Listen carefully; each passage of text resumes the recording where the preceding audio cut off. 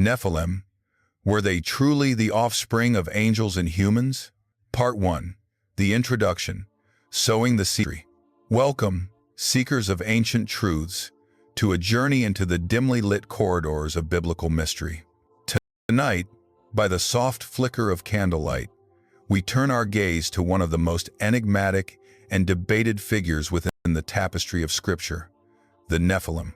Their very name whispers of giants, of an age before the Great Flood, a time when the boundaries between the divine and the mortal seem to blur.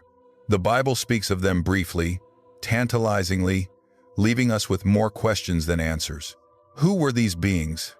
Were they merely men of great stature, or something far more profound, born from an unholy union that defied the natural order? The question reverberates through millennia. Were the Nephilim truly the hybrid offspring of angels and humans? Join us as we meticulously peel back the layers of ancient text and theological debate, seeking to illuminate the shadowy origins and profound implications of these mysterious figures. Prepare to confront a narrative that challenges our understanding of good and evil, creation, and the very nature of spiritual warfare. Part 2. The Journey of Deep Exploration. A. The historical and cultural context, a world on the brink. To truly grasp the enigma of the Nephilim, we must first transport ourselves to the world in which their story unfolds. Genesis 6, the primary biblical passage mentioning them, paints a picture of a world steeped in corruption and violence, a world teetering on the precipice of divine judgment. The Lord saw that the wickedness of humankind was great in the earth, and that every inclination of the thoughts of their hearts was only evil continually. It is within this moral decay, just before the flood, that the Nephilim emerge. Ancient Near Eastern cultures, from which many biblical narratives draw their broader cultural context, often spoke of demigods, heroes of prodigious strength, and hybrid beings resulting from the union of gods and mortals. Mesopotamian myths, for instance, are replete with tales of beings like Gilgamesh, part divine and part human. While the Bible consistently distinguishes its monotheistic framework from these polytheistic narratives, the presence of such stories in the surrounding cultures might have provided a conceptual framework for understanding the sons of God and their offspring. This was a world where the veil between the seen and unseen was perhaps thinner, where the extraordinary was not beyond the realm of possibility in the human imagination and spiritual understanding. The story of the Nephilim, therefore, needs to be understood not as an isolated anomaly, but as a crucial element within a broader narrative of escalating corruption and divine intervention. B. Decoding the Scripture and Evidence. Unpacking Genesis 6. The biblical evidence for the Nephilim is primarily found in Genesis 6 1-4. Let us carefully consider these verses. When people began to multiply on the face of the earth, and daughters were born to them, the sons of God saw that they were fair, and they took wives for themselves of all that they chose. Then the Lord said, "My spirit shall not abide in mortals forever, for they are flesh. Their days shall be 120 years. The Nephilim were on the earth in those days, and also afterward, when the sons of God went in to the daughters of humans, who bore children to them. These were the heroes of old, men of renown." The pivotal phrase here is the sons of God Hebrew, B'nai Ha-Elohim. This is the linchpin of the angelic interpretation. In ancient Hebrew scripture, sons of God is a phrase often used to refer to divine or angelic beings. Job 1-6, 2-1, 38-7, Psalm 29-1, 89-6. If these sons of God are indeed angels, then their union with daughters of humans, mortal women, would logically result in a hybrid offspring, the Nephilim. The text further describes these Nephilim as heroes of old, men of renown, suggesting extraordinary qualities, perhaps of stature, strength, or infamy, beyond that of ordinary humans. Further, Numbers 13:33, describing the Israelite spies' report from Canaan, states, "There we saw the Nephilim, the descendants of Anak, come from the Nephilim, and we seemed to ourselves like grasshoppers, and so we seemed to them." This post-flood mention suggests either a reemergence, a different group also called Nephilim, or perhaps a pre-flood memory informing the description of exceptionally large individuals.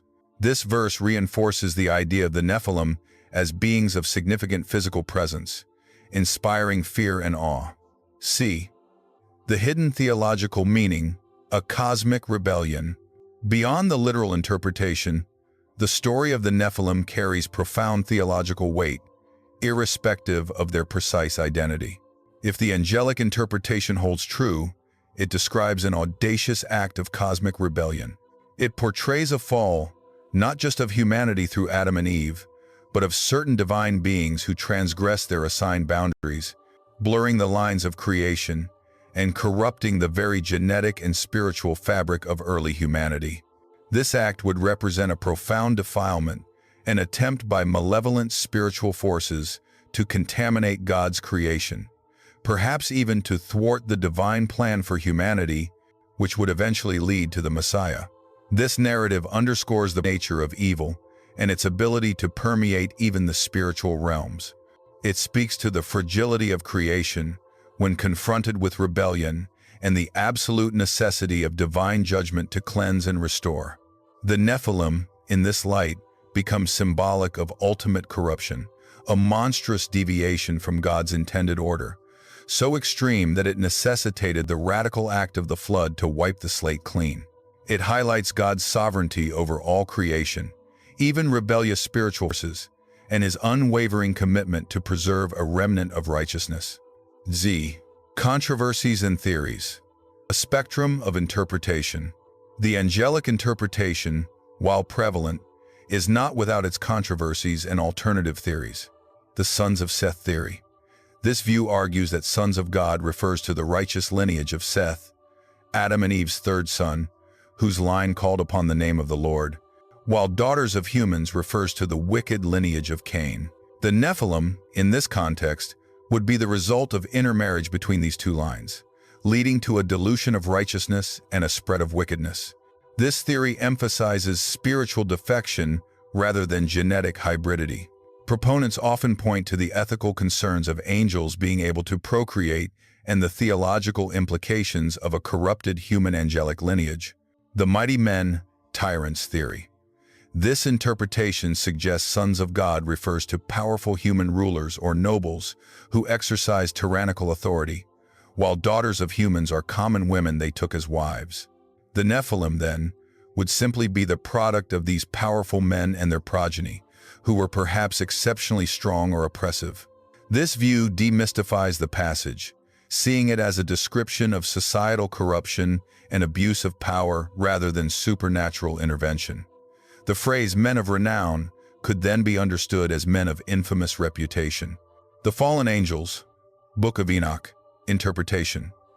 This perspective, while not canonical scripture, draws heavily from extra-biblical texts like the Book of Enoch. Enoch expands significantly on Genesis 6, detailing the names of the angels, called watchers, who descended, lusted after human women, taught forbidden knowledge, and fathered the giant Nephilim. This interpretation provides a detailed narrative for the angelic fall and its consequences, aligning with the idea of a hybrid offspring and offering a cosmic explanation for the rampant wickedness.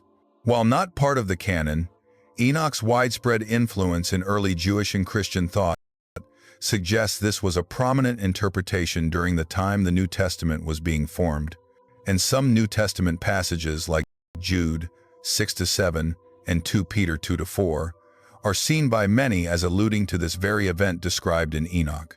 Each theory grapples with the same cryptic verses, seeking to reconcile them with broader biblical theology. The strength of God as angels' interpretation lies in the consistent biblical usage of the phrase, while the sons of Seth and tyrants theories offer more human-centric explanations. The Book of Enoch provides the most dramatic and detailed narrative, filling in many blanks that Genesis leaves open. Part 3. The Eternal Echoes. So, as the candlelight flickers, drawing our journey to a close, what can we definitively say about the Nephilim?